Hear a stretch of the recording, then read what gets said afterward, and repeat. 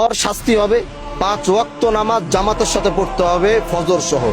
আপনার মেয়েরে আমি সমাজের সামনে আনি নাই, কারণ আমি কোনো মায়ের ইজ্জত নষ্ট করতে চাই না, আমি আমার কোনো বোনের ইজ্জত নষ্ট করতে চাই না। যে অপরাধ করছে আমি সমাজে আইনা দাঁড় করে দিতে পারতাম, আমি মানা করছি, আমি বলছি না আমি তার আনবো না। আপনার মেয়ের ইজ্জত আমি নষ্ট করি নাই, চাইলে আমি এখানে ওরা দাঁড় করে দিতে পারতাম।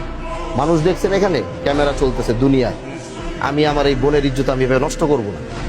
সে ভুল করছে, আমি এটাই বুঝাইতে চাইছি যে প্রকৃতভাবে দ্বিতীয়বার আল্লাহর কসম করে বলতেছি, দ্বিতীয়বার যদি আমি এইরকম আর আরেকটা কথা যদি আমি আপনার মেয়ের নামে জীবনে শুনবো, এটা তরে শুদ্ধ আমি এখান থেকে খেদাই দেবো। কিন্তু যদি বউ কন্ট্রোল করতে না পারো, বউ নিয়ে অন্য জায়গায় জায়গা দেবে।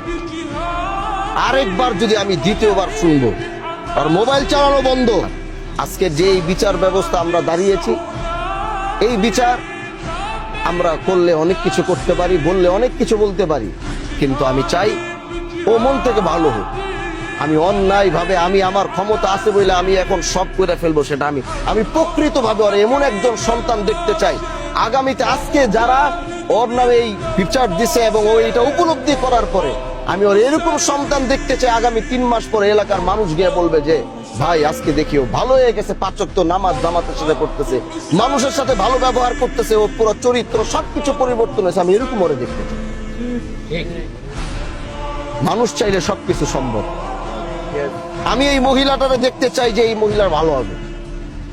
আমার কাছে ক্ষমতা আছে, আমি চাইলে এখন বলতে পারি তালা মাইরা দিয়া কালকে থেকে এই বাড়িতে আর কেউ থাকতে পারবে না। তাহলে কারো বাপের সামর্থ্য নাই ওরা এই বাড়িতে রাখার।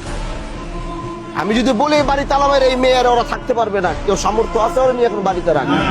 বলেন পারবে কেউ নিয়ে রাখতে? আমি চাইলে সেটা বলতে পারি, আমি চাইলে সেটা করতে পারি, কিন্তু আমার হাতে ক্ষমতা আছে দেখেই যে আমি সেই ক্ষমতার ব্যবহার করব, বিষয়টা এরকম না। সমাজের মানুষের একটা ভুল হবে, সেই ভুলের পরিমাপটা দেখতে হবে যে দ্বিতীয়বার তাকে সুযোগটা দেওয়া যায় কিনা। যখন তাকে দ্বিতীয়বার সুযোগ দেওয়া যাবে না, তখন তার বিষয়ে এরকম কোন ফায়সালা করতে হবে যেটার বিকল্প আর কোনো রাস্তা থাকবে না। পিঠ দেয়ালে ঠেকে গেছে, এখন এটাই ফায়সালা, এর বাইরে আর কিছু না। কিন্তু